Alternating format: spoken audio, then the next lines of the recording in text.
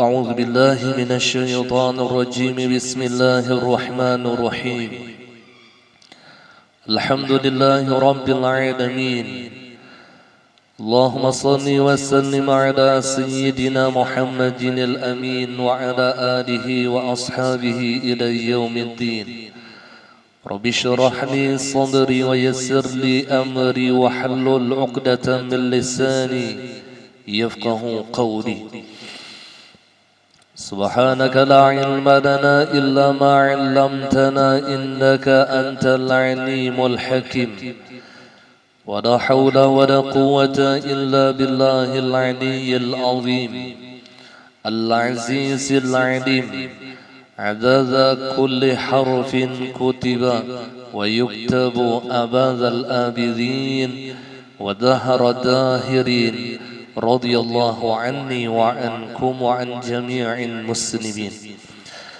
قال المصنف رحمه الله تعالى ونفعنا به وبعلومه في الدارين آمين. Ini dan semacamnya adalah mengenai zikir dalam keadaan sadar. Maksudnya firman Allah yang ada di dalam sebuah hadis qudsi, ana jalisu man dzakarani. Aku, kata Allah, adalah teman duduk orang yang menyebutku, orang yang berzikir denganku. Dan lagi di dalam sebuah hadis qudsi yang lain Allah menyebutkan ana inda dhannika bi wa ana ma'aka idza dzakartani fa asma'u ma taqulu fa ujibuk. Wahai hambaku, kata Allah, aku tergantung kepada sangkaan engkau kepadaku dan aku menyertai engkau dengan taufik, atau aku menyertai engkau dengan pengetahuanku ketika engkau menyebutku sehingga aku mendengar apa yang engkau katakan dan aku mengabulkan doa engkau.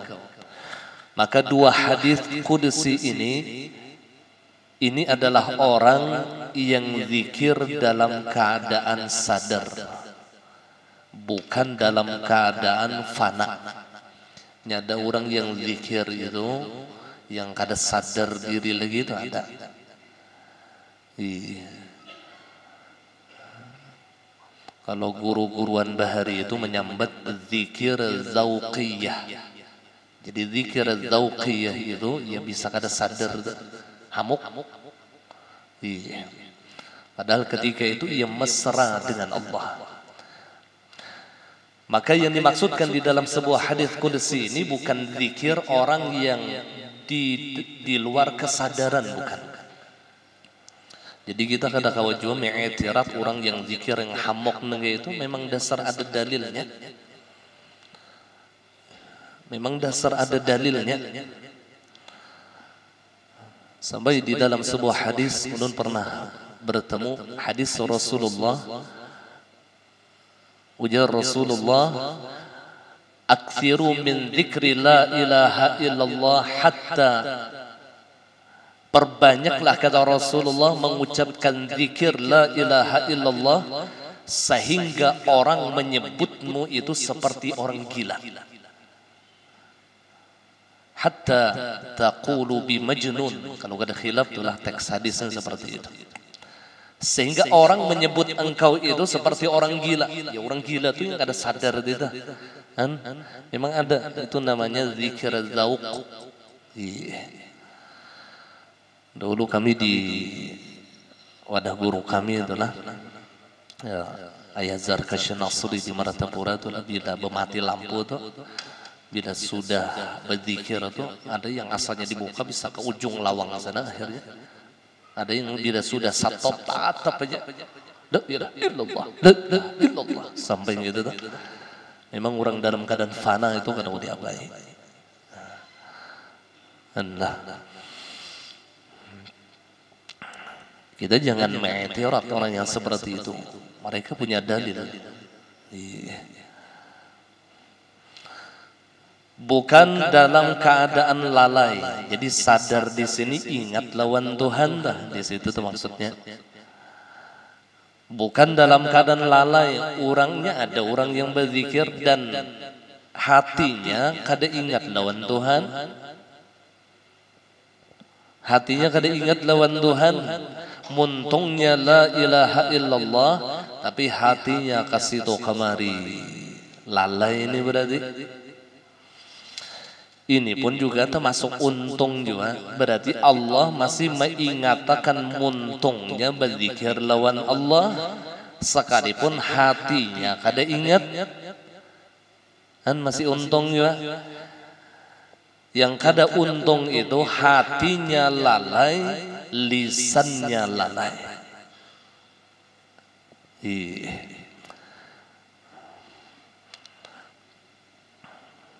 Mana baiknya ada orang yang hatinya ingat kepada Allah tapi lisannya tidak berzikir kepada Allah, dengan orang yang lisannya berzikir kepada Allah tapi hatinya lalai dengan Allah. Mana yang lebih baik? Maka ulama mengatakan yang lebih baik adalah orang yang hatinya ingat dengan Allah sekalipun lisannya tidak berzikir kepada Allah. Karena Allah memandang kepada hambanya, kepada hati-hati kita. Ini yang dikatakan oleh Syekh Summan Al-Madani, bahwasanya Allah memandang kita itu di dalam hati kita, sedangkan makhluk memandang kita melihat tubuh kita. Jadi pandangan makhluk itu sebatas pakaian dan tubuh kita, tetapi Allah memandang kita adalah hati kita. Walakin Allah yanzuru ila qulubikum. Akan tetapi bahwasanya Allah memandang kepada kalian, yaitu kepada hati-hati kalian. Allah memandang lebih dulu kepada hati kita, baru kepada amal kita. Maka ulama sufi mengatakan lebih utama orang yang hatinya ingat dengan Allah sekalipun lisannya lupa dengan Allah. Model itulah minum banyu tu pian ingat Allah yang meminum makan dah, padahal kada bacaan bismillah. Lawan orang berbismillah cuman hati kada ingat lawan Tuhan. Mana harat taharat orang yang meminum banyu kada berbismillah tapi hati ingat bahwasanya ia di dalam pertolongan Allah. Hendak mana yang lebih harat lagi? Orang yang di muntungnya ingat, di hatinya ingat. Jelas taharat orang yang hatinya ingat, muntungnya ingat. Ini orang yang berzikir lisanan wa qalban. Lisannya berzikir kepada Allah, hatinya mengingat akan Allah. Ini yang paling harat sudah nih. Mun kita ini kebanyakan muntung berzikir, hati lalai. Itu tuh kebanyakannya. Bujur ya bismillah tapi kada ingat lawan tolong Allah. Padahal hakikat daripada bismillah bima'unatillah, dengan pertolongan Allah. Jadi sebenarnya ketika kita membaca bismillah, hati kita itu dilatih. Undang nih kawa manggawi ini nih, tolong Tuhan. Kada yang dimuntung benar aja tuh bismillah tapi di hatinya mengganang, ini pertolongan Tuhan. Karena hakikat daripada bismillah bima'unatillah, dengan pertolongan Allah. Pada keduanya ingat telah. Ini perlu latihan telah, perlu latihan.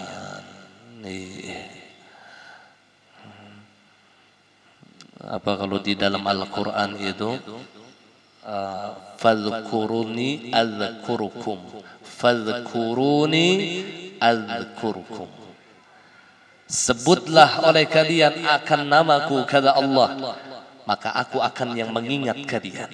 Maksud fadhkuruni itu lisanan, adzkurukum qalban. Ketika Allah mengingat kita, maka hati kita mudah mengingat Allah. Jalannya untuk hati kita mudah mengingat Allah, lisan dibanyaki berzikir. Itu dahulu jalannya. Makanya jalan orang-orang thariqat itu banyak zikir dahulu. Zikir ini ada zikir jahar, ada zikir sir. Zikir jahar itu yang la ilaha illallah, itu zikir jahar ngarannya. Ada yang zikir sir, sir itu di hati. Ada yang Allah di hatinya itulah Allah nangkai tariqat Naqsyabandiyah dah. Allah, Allah, Allah, Allah zikir juga cuman di hati.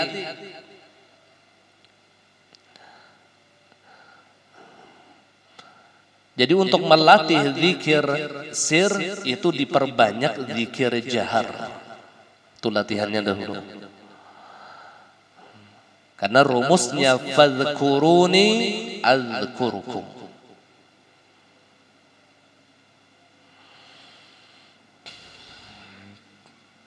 Coba bila orang masuk ke dalam tariqat lah, zikir itu pasti banyak.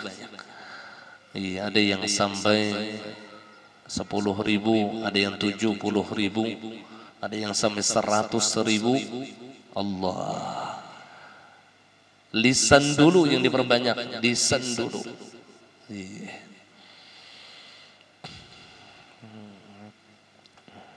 Kayak gitu tuh lah yang di tariqat Sammaniyah lah. Ada kalau lah zikirnya la ilaha illallah 166, Allah 77, ya kan? Allah 66, Hu 77. Itu yang wajibnya dah. Yang tariqat Sammaniyah. Jadi tariqat Sammaniyah ini tariqatnya itu mudah, ringkas, tapi fadilahnya luar biasa. Beda dengan tariqat-tariqat yang lain. Kalau tariqat-tariqat yang lain itu berat, seperti Tijaniyah, kemudian Naqsyabandiyah, dan tariqat-tariqat yang lain itu berat. Tapi yang mudah itu tariqat Sammaniyah yang dibawa oleh Abah Guru sekumpul. Abah Guru bahari kan mengijazahkan secara umum tuh lah. Kalau yang pertama kali membawa tariqat Sammaniyah ke Indonesia ini adalah Syekh Abdul Somad Al-Farimbadi. Lalu beliau menyebarkan tariqat Sammaniyah di daerah Sumatera sana. Nah kemudian yang kedua dibawa oleh Syekh Muhammad Arsyad Al-Banjari Datu Kadampayan. Lalu dijazakan beliau kepada anak beliau yang bernama Syihabuddin bin Syekh Muhammad Arsyad Al-Banjari. Syihabuddin pulang mengijazakan kepada Syekh Muhammad Nawawi bin Umar Al-Jawi Al-Bantani yang muallif musannif risalah yang kita baca nih. Nah, jadi kenapa kitab Imam Nawawi ini banyak dibaca di daerah Kalimantan Selatan? Karena ada hubungannya lawan Datuk Kalambayan. Ada hubungannya karena beliaulah yang mengambil sanad tariqat Sammaniyah kepada Syekh Syihabuddin bin Syekh Muhammad Arsyad Al-Banjari, dan beliau pun di dalam satu riwayat langsung mengambil juga kepada Datu Kalambayan. Jadi Imam Nawawi ini bertamu lawan Datu, bertamu lawan Syihabuddin, anaknya Datu Kalambayan.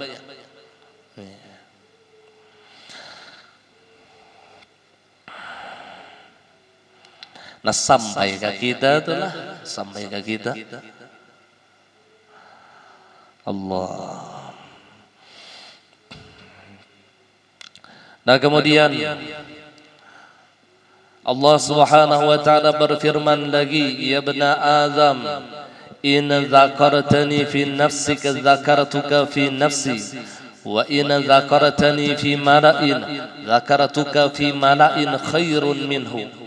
Wa in danauta minni dhira'an danautu minka ba'an, wa in ataitani tamshi ataitu ilaika uharwil. Artinya, wahai anak Adam, yakni manusia, jika engkau menyebutku dalam keadaan sendirian, maka aku pun menyebutmu dalam keadaan sendirian. Jika engkau menyebutku dalam suatu majelis, maka aku akan menyebutmu dalam majelis yang lebih baik darinya. Dan jika engkau mendekatiku sehasta, maka aku akan mendekatimu sedepak. Dan jika engkau mendatangiku dengan berjalan, maka aku akan mendatangimu dengan berlari. Artinya ialah apabila engkau menyebut Allah Subhanahu wa taala dengan diam-diam secara ikhlas, ia berzikir dengan zikir sir agar selamat hatinya daripada penyakit riya, ujub, sum'ah dan kibir. Lalu kada kelihatan muntungnya berzikir, tapi hatinya selalu berzikir kepada Allah, yang disebut dengan zikir sir atau zikir khafi. Jadi ada sebagian ulama arifin billah mengartikan zikir sir ini musyahadah dan muraqabah. Jadi musyahadah itu termasuk zikir sir, dan ini termasuk ibadah yang sembunyi-sembunyi, tetapi fadilahnya luar biasa. Orang kadang melihat kita ini beribadah, tapi Allah mengetahui kita di dalam ibadah yang sungguh besar. Muntungnya kada berzikir, tapi hatinya selalu ingat kepada Allah.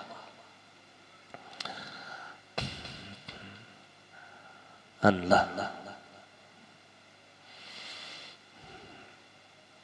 Jadi yang dimaksud dengan zikir sir ini, ada yang memang zikir di hati Allah, Allah itulah termasuk zikir sir juga. Dan ada yang mengartikan zikir sir itu musyahadah dan muraqabah. Zikir sir juga ngarannya. Artinya rahasia, kada ada yang tahunya orang. Nah di sini duduknya ikhlas.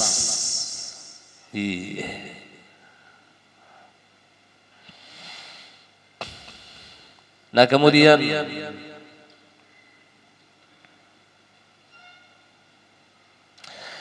dan menjauhi riya, maka Allah Subhanahu wa taala segera memberi engkau pahala sesuai dengan amal engkau. Allah akan memberikan pahala sesuai dengan amal yang kita kerjakan. Apabila ia zikir secara diam-diam, maka pun juga Allah akan memberikan amal secara sir. Pahalanya pun juga sir. Ada di dalam sebuah hadis kursi disebutkan bahwasanya ada seorang hamba yang ia masuk ke dalam surga secara rahasia, sehingga malaikat itu bingung dengan hamba yang masuk ke dalam surga ini secara rahasia. Malaikat saja bingung dengan si hamba tadi. Lalu ia bertanya kepada Allah, ya Rabbi, mengapa seorang hamba ini diberikan kemuliaan yang luar biasa sehingga kami tidak bisa mengetahui ia masuk ke dalam surga secara rahasia? Lalu Allah mengatakan, karena ia sudah beribadah kepadaku sering di dunia itu secara rahasia, maka pun aku memasukkan ke dalam surga secara rahasia. Kada tahunya mereka anak ditakuni hilang orangnya tangka surga sudah. Padahal mbah mati dah kan? Ya Rasulullah, orang yang beribadah secara rahasia juga, maka aku masukkan ia ke dalam surga pun juga secara rahasia. Ini hadis ada di dalam kitab Durratun Nasihin. Pernah ulun baca di salah satu hadis Rasulullah di kitab Durratun Nasihin ini ada hadisnya. Antik nih lah. Dan amalan orang yang sudah di maqam muntahi. Muntahi itu orang yang sudah di maqam puncak. Itu lebih banyak ibadah sir daripada ibadah zahir. Tapi amalan orang yang duduk di maqam mubtadi itu lebih banyak ibadah secara nampak. Sembahyang malam, baca Quran, baca zikir, ya. Nampak tuh kelihatan adalah ini orang yang masih duduk di maqam mubtadi, pemula. Tapi bila sudah orang yang sudah duduk di maqam muntahi, ini kan tetapi kelihatan ibadah yang secara nampak ini ada tapi kelihatan. Nah di sini terkadang kita tertipu ketika kita bersama dengan orang yang sudah duduk di makam muntahi. Si dintu juga ada bacaan, kada aja. Umpat seorang juga ada bacaan, seorang makamnya tahi, orang muntahi, jauh benar. Di sini nih yang tertipu nih ranjak. Allah, orang memakai ibadah rahasia. Keluar nafasnya zikrullah, setiap langkahnya ingat kepada Allah. Kita apa? Sampai mereka itu sering mendapatkan jazbah yang disebutkan jazbatun min jazbatil haq la tuwazi amara thaqarin. Satu tarikan daripada tarikan Allah itu tidak bisa membandingi amal jin dan manusia. Ketika orang yang arifina billah mendapatkan jazbah dari Allah, satu detik saja mereka mendapatkan jazbah, itu amalnya tidak ada yang bisa membandingi seluruh amal jin dan manusia. Saking harapnya. Nah di sini duduknya hadis Rasulullah, rakaatani min arifina billah khairun min alfi rakaatin min mutajahilina billah. 2 rakaat yang dikerjakan oleh orang yang arifina billah itu jauh lebih baik daripada 1000 rakaat yang dikerjakan oleh orang yang jahil dengan Allah. Jauh lebih utama. Tapi kada juga pun meninggalkan sembahyang tuh kada. Kalau pang bila sudah ma'rifat ini lalu bertamat sembahyang bungol benar. Kada nengga itu bang, maksudnya ada. Mbah Rasulullah itu sayyidul arifin. Rasulullah itu pemimpin daripada orang yang arifin billah. Sampai akhir hayat beliau tidak pernah meninggalkan salat. Sampai akhir hayat beliau tidak pernah meninggalkan qiraatul Quran. Alhamdulillah. Rasulullah kada gegampangan. Kita hanya mengkaji ma'rifah 2 tahun kayak wali sudah. Kada bisa sumbahyangan lagi. Alhamdulillah. Ya Allah ya Rasulullah. Pokoknya bila mau unjun seminggu kada sumbahyang. Pokoknya bila unda bulik nih aja unda sumbahyang sumbahyang ada dahulu tuh ngarannya sumbahyang apa? Sumbahyang qada'ul fawaid. Jadi bila seminggu nilah mau unjun bulik ka darat nilah sembahyangnya qada'ul fawaid 2 rakaat. No sudah jar tabayar seminggu, jadi ini dhallun mudil, sesat menyesatkan. Jadi tidak ada salat qada'ul fawaid itu mengqadha salat-salat yang ketinggalan, tidak ada. Yang dimaksud dengan qada'ul fawaid yang biasa kita kerjakan pada Jumat terakhir di bulan Ramadan itu mengqadha salat-salat yang mungkin ada sembahyang kita bahari yang kada sah. Yang mungkin ada salat kita dulu yang kurang rukunnya, yang kurang syaratnya. Lalu kita kada tahu sembahyang ini kada sah, nah ditambal dengan qada'ul fawaid. Jadi jangan dikias qada'ul fawaid itu bila seorang nih 3 hari kada sembahyang menggawi 2 rakaat selesai, kada. Ini salah di dalam memahami, padahal qada'ul fawaid itu adalah salat sunnah, bukan salat wajib. Ini biasanya ada di kitab-kitab nukilan tuh ada qada'ul fawaid. Hati-hati jangan salah memahami.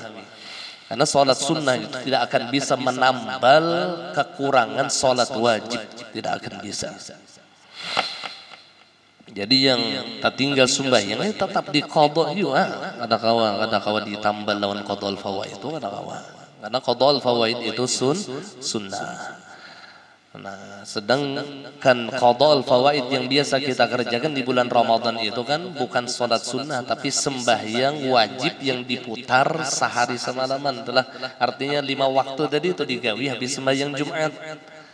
Batuntong sembahyang Jumat gawi zuhur, zuhur gawi asar, asar gawi maghrib gawi isya, gawi subuh. Takuliling lalu jadinya. Ada fadilat khusus itulah biasanya di bulan Ramadan terakhir telah kita menggawinya.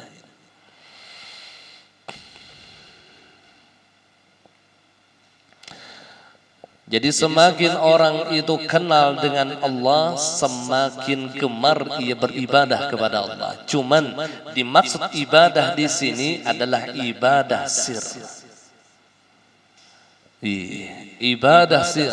Sehingga orang yang muntahi ia lebih mengutamakan ibadah hati daripada ibadah zahir.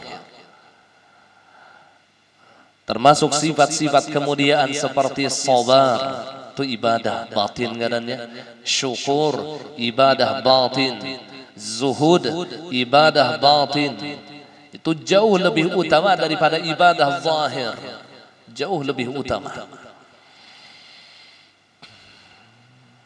Kita tuh misalnya kadang-kala menggawi sembahyang duha karena garing, maka biasa istiqomah sembahyang duha.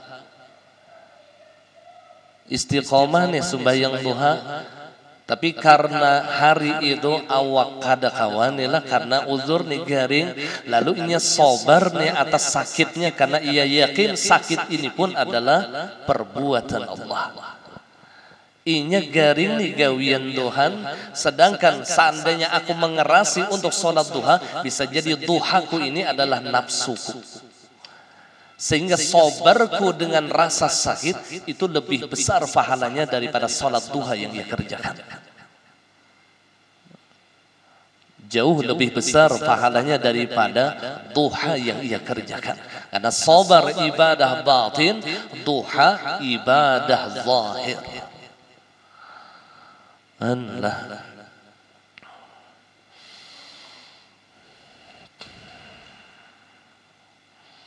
Jadi bisa jadi ibadah yang kita kerjakan ini sumbernya hawa nafsu kita. Bisa jadi. Kada yang murni minallah dah.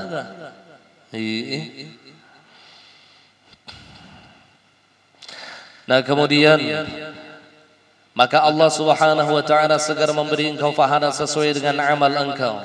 Dan jika engkau menyebut Allah Subhanahu wa taala dengan berjamaah untuk membanggakan dan mengagungkan Allah Subhanahu wa taala di antara para makhluk, jadi ia berzikir berjamaah tujuannya untuk mengagungkan Allah di antara para makhluk. Jadi mun kita hadir di majelis zikir yang berjamaah ialah seperti majelis salawat, majelis maulid, itu termasuk majelis zikir. Niat salah satu niat yang baik itu mengagungkan Allah. Niatnya adalah mengagungkan Allah dengan di antara mengagungkan Allah di antara para makhluk. Lalu ia menyaringkan suaranya di dalam majelis tersebut karena berjamaah adalah tujuannya mengagungkan Allah di antara para makhluk. Seperti sebelum kita memulai pengajian kita baca Ratibul Atas. Nah itu namanya zikir jamaah ngarannya. Kita bebacaan tapi baimbay.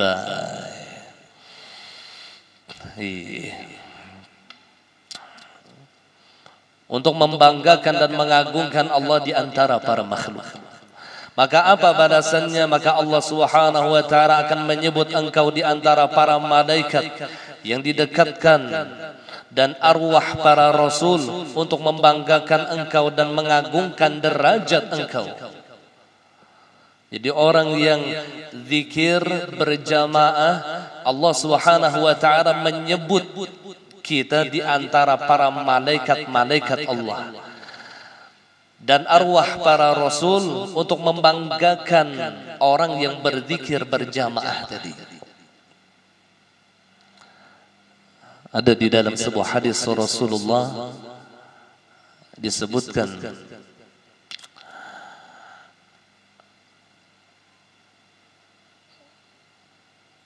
tidak ada daripada seorang hamba yang berzikir di dalam suatu jamaah ma min qaumin yadhkuruna Allah, tidak ada suatu kaum yang mereka itu berzikir menyebut Allah illa haffat bihimul malaikah, melainkan para malaikat-malaikat Allah berkumpul bersesakan di majelis tersebut. Makanya sebelum kita memulai pengajian ini ulun tabarrukan membaca Ratibul Atas. Ini sudah lama berjalan dari dulu. Tujuannya kada lain supaya majelis kita ini dihadiri oleh para malaikat-malaikat Allah. Bahkan jumlah mereka jauh lebih banyak daripada jumlah kita yang ada di sini. Karena memang Rasulullah menyebutkan seperti ini, illa haffat bihimul malaikah. Melainkan Allah sesaki tempat tersebut dengan para malaikat-malaikat Allah. Apabila orang itu dekat dengan para malaikat Allah, ini menunjukkan kemuliaannya di sisi Allah. Tetapi apabila orang itu jauh daripada para malaikat-malaikat Allah, ini menunjukkan suatu kehinaannya di sisi Allah. Bila malaikat tu kada tapi hakun beparak lawan kita, ini menunjukkan suatu kehinaan kita di hadapan Allah. Tapi bila malaikat itulah hakun beparak lawan kita, di mana caranya supaya malaikat ini beparak lawan kita? Hadir di majelis yang berzikir kepada Allah secara berjamaah. Hadir di majelis. Ya Rasulullah, kada gampang majelis zikir itu, kada gampang. Hendak majelis ratib kah, hendak majelis maulid kah, insyaallah kita dikelilingi oleh para malaikat-malaikat Allah. Dan kemudian kata Rasulullah, wa nazzalat alaihimus sakinah, Allah turunkan di dalam hati orang yang hadir di majelis tersebut as-sakinah, ketenangan. Ini yang mahal harganya. Allah berikan sakinah di dalam hati kita. Allah berikan ketenangan. Sakit aja nyaman didengar tuh lah, pada ginah. Enggak ada percaya takuni nawir. Didengar aja nyaman. Allah berikan sakinah. Ya Allah. Di hati pulang diandak Tuhan ni ketenangan tadi ya Rasulullah. Kada keganangan lagi lawan hutang. Kada keganangan lagi lawan mamayan bini. Kenapa? Wa nazzalat alaihimus sakinah. Ditambah lagi kata Rasulullah, wa dzakarahumullahu fi man indah, dan Allah memuji orang yang zikir berjamaah itu di sisi para malaikat-malaikat Allah. Fulan bin fulan ia telah menyebutku berjamaah, fulan bin fulan ia telah berzikir kepadaku, kata Allah. Allah menyebutkan seperti ini kepada para malaikat-malaikatnya yang ada di atas langit, sehingga malaikat yang ada di atas langit mengetahui nama-nama kita. Ini yang disebutkan masyhurun indal malaikah wa masturun indan nas. Orang yang sering hadir di majelis zikir, ia masyhur di sisi para malaikat tetapi mastur di sisi manusia. Manusia kada tahu kadang ngarannya, tapi malaikat tahu benar. Kenapa jadi tahu benar malaikat? Allah memujinya. Tunggal ikungan Allah memuji. Ya Allah, kada kegampangan. Maka bebin bulang Allah menyambat ni bebin. Makanya bin itu bian dapat tarus kuitan tu dapat tarus. Allah kada himong lah kita. Ayo ja kita nggak ini nah di sini nak berkumpul berzikir belajaran. Karena kita merasa kena hasilnya di akhirat. Mun di dunia ini kada ya mun diberikan keimanan yang kuat, ia akan merasakan manfaat dan fadilahnya. Tapi yang kita nih yang kada tapi kuat iman ayuja, karena kita merasa jadi akhirat karena hikmahnya. Ayuja merasa ya yang penting istiqamah di dalam hadir di majlis zikir, istiqamah hadir di majlis ta'lim, istiqamah hadir di majlis maulid. Ayuja ada aja tuh hikmahnya gitu. Ada gampang bang, bila Rasulullah menyuruh, Allah menyuruh itu luar biasa hasilnya. Jangan pernah merasa rugi ketika hadir di majelis ilmu. Jangan pernah merasa rugi ketika kita hadir di majelis maulid. Ini suatu kehinaan di dalam hati seseorang ketika ia merasa rugi hadir pada majelis yang dibanggakan oleh Allah. Ia menyesal ketika hadir pada majelis yang dibanggakan oleh para malaikat-malaikat Allah. Malaikat Allah saja bangga. Ya Rasulullah, mudahan Allah istiqamahkan.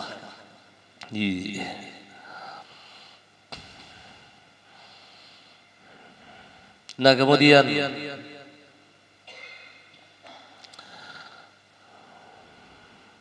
dan jika engkau mendekat kepadaku, dan jika engkau mendekat kepada Allah Subhanahu wa taala dengan bersungguh-sungguh dan ikhlas dalam mentaatinya, maka Allah Subhanahu wa taala akan mendekatkan engkau dengan hidayah dan taufik. Mun kita bersungguh-sungguh inilah dekat dengan Tuhan. Jadi tujuan kita beribadah itu satu aja sebenarnya, taqarrub ilallah, supaya parak lawan Tuhan. Itu aja. Termasuk ibadah kita hadir di majelis ilmu nih, ini ibadah. Ini sering guru ulun mengajari ulun di dalam masalah niat nih lah. Niat beribadah itu taqarrub ilallah, cukupan benar sudah. Dekat lawan Allah. Yang baca Quran tujuannya supaya parak lawan Tuhan. Itu aja. Yang sembahyang tujuannya supaya parak lawan Tuhan. Ada tujuan kita kada lain, ingin taqarrub ilallah. Tidak ada tujuan yang lain kada ada. Kalau bang unda sembahyang ini supaya murah rezeki kada. Unda sumba menuntut ilmu ini supaya bertambah ilmu kada. Tujuannya cuma taqarrub ilallah, di sini duduknya ikhlas. Sini gue tak kuatin lah. Yang dasar niatannya itu taqarrub ilallah, hanya mendekatkan diri kepada Allah, bukan niat yang lain dah. Lalu ia sungguh-sungguh di dalam menjalankan ibadah tersebut karena tujuannya itu ingin dekat dengan Allah, supaya parak aja lawan Tuhan. Seorang istri yang bakti kepada suaminya tujuannya supaya dekat dengan Allah, bukan dekat dengan suaminya. Jangan salah niat, jangan salah niat bebinian. Unda aja bakti lawan laki ini supaya disayang lawan laki benar ya. Jangan, supaya disayang Allah. Lain disayang laki bang. Karena bila tujuan pian disayang lagi, pas pian parak bakti lawan laki, laki kada sayang ampih bakti, itu dah. Karena niatnya kada ikhlas. Menjatuhkan undajar sudah bakti lawan laki, harus laki kada ada pina. Wadah hendak sayang lawan unda, tetap aja 10.000 sehari memberi. Misalnya lah, lalu nih ampih nih bakti lawan laki nih ampih. Kenapa? Karena tujuannya bukan dekat dengan Allah. Jadi bila sudah melenceng niat, keluar dari ikhlas. Ketika kita berbuat baik kepada orang lain, seorang suami berbuat baik kepada istri dan anak-anak, tujuannya hanya satu, taqarrub ilallah, undani supaya parak lawan Tuhan, unda baik lawan bini supaya parak lawan Tuhan, unda baik lawan anak supaya parak lawan Tuhan. Kadang unda baik lawan bini supaya bini mahangkang tiap malam. Kadang pas kada dihangkang bini, jahat lawan bini. Unda baik lawan anak nih supaya anak unda bakti. Pas anak kada bakti, ampih baik lawan anak. Karena tujuannya bukan karena Allah. Ini selisihnya sedikit mana di hati kita ini nih, sedikit benar. Ini mengeluarkan kita dari nilai-nilai ikhlas. Makanya belajar ikhlas itu bila kada belajar kada kau ikhlas wujudan dah. Ikhlas itu belajar. Ini yang dikatakan oleh Rasul, akhlis dinak yakfikal amalul qalil. Ikhlaslah engkau di dalam menjalankan agama engkau, maka cukuplah bagi engkau amal yang sedikit. Di pintangan mana supaya kita kawa ikhlas? Di dalam setiap amal saleh, di dalam setiap kebaikan, niatkan hendak parak lawan Tuhan. Itu aja. Hendak parak lawan Tuhan itu aja. Ada lain taqarrub ilallah. Apa aja amal saleh? Sedekah bukan hendak minta cinta lawan orang yang kita sedekahi gada supaya Allah parak lawan unda. Bila Allah parak lawan unda, selesai. Bila sudah bos ridha, selesai. Habis kisah. Dosa diampuni Allah, kedudukan dimuliakan Allah. Ini bila sudah orang ikhlas itu selesai pemberitaan sudah. Jadi puncak suatu ibadah adalah khalisan biwajhillah. Puncak ibadah itu khalisan biwajhillah. Ini yang kita latih. Sekalipun kita mengetahui al-ikhlas sirrun min asrari awda'tuhu ala qalbi man asya'u min ibadi. Ikhlas itu kata Allah adalah satu rahasia daripada rahasia-rahasiaku. Dan aku letakkan ikhlas itu kepada hambaku yang kuinginkan, kata Allah. Kita mengetahui bahwasanya ikhlas itu pun adalah pemberian Allah. Tapi pun kita disuruh untuk berikhtiar. Kita disuruh untuk menuntut bagaimana caranya agar ibadah kita itu ikhlas karena Allah. Memang hakikatnya ikhlas itu berian tuh Tuhan kadakawa diikhtiari tuh kadakawa. Itu hakikatnya dah. Tapi tetap kita sebagai hamba tetap bahajat lawan ikhtiar. Ya ikhtiar tadi ilmu. Di mana caranya supaya kawa ikhlas tuh ilmu tadi. Nah kemudian maka Allah Subhanahu wa ta'ala akan mendekatkan engkau dengan hidayah dan taufik. Jadi bila orang tu beribadah ikhlas, maka ia akan selalu mendapatkan hidayah dan taufik. Ini yang bujur kata-katanya tu hidayah dan taufik, bukan taufik dan hidayah. Kan di kitabnya yang pas nih. Kita kan rancak menyambat taufik dan hidayah. Yang pasnya itu hidayah dan taufik. Karena seseorang itu diberi hidayah dulu oleh Allah, baru ia mendapatkan taufik. Hidayah itu ilmu, taufik itu amal. Itu yang mudahnya itu dipaham. Hidayah itu ilmu, taufik itu kawa ma'amalakan ilmu. Kawa ma'amalakan ilmu dan ingat pulangnya waktu ma'amalakan ilmu tadi Allah yang menolongi.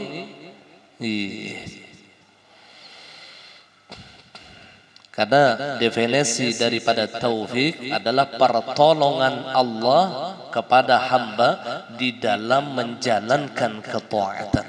Itu definisi taufik. Tolong Tuhan lawan hamba di dalam menjalankan ketaatan. Allah menolonginya dah. Dia tahu sudah ilmunya. Dia mendapatkan hidayah dari asbab guru-gurunya. Guru ini asbabul hidayah ngarannya. Majlis ini asbabul hidayah. Ya, ada orang minta, ya Allah berikanlah ulun hidayah ya Allah, tapi koler menuntut ilmu. Itu memberi supan doa gitu. Ada sesuai. Justru asbabul hidayah itu adalah majalisul ilm. Majlis ilmu itu sebab hidayah. Guru-guru kita itu asbabul hidayah. Mereka tidak memiliki hidayah, tapi sebab mereka kita mendapatkan hidayah. Yang Nabi mengatakan innama anal muballigh wallahu yahdi. Bahwasanya aku hanya menyampaikan, kata Rasulullah, aku hanya menyampaikan kepada umatku yang memberi hidayah Allah. Berarti Rasulullah itu asbabul hidayah. Sebab hidayah. Asbabul hidayah. Demikian guru-guru kita itu asbabul hidayah. Kita hadir di majelis ilmu itu asbabul hidayah.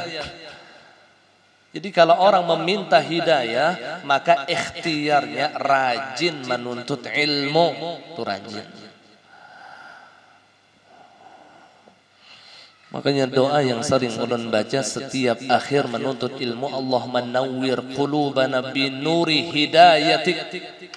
Allahumma nawwir qulubana ya Allah, terangi hati-hati kami ya Allah dengan cahaya hidayah Engkau ya Allah.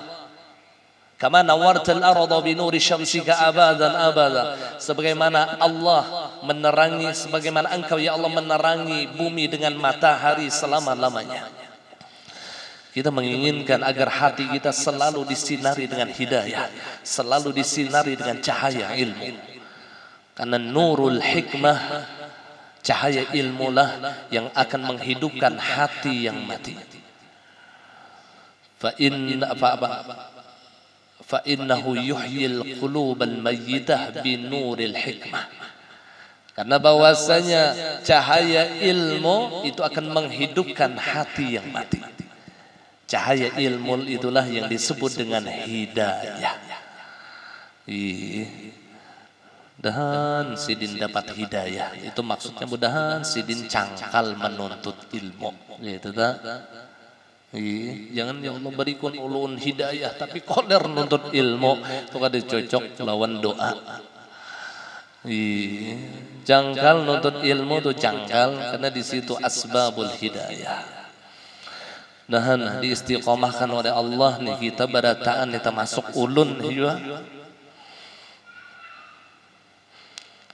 Kadepian aja bang, ulun ini menyambat diri ulun, termasuk ulun mudahan ulun ini cangkal menuntut ilmu. Kada yang imbas sudah jadi guru nih lalu pindah koleran tuh kada. Sampai ulama mengatakan mamin fitnatil ulama, setengah fitnah yang terjadi kepada para ulama, la yuhibbul istima', kada katuju pada dengar.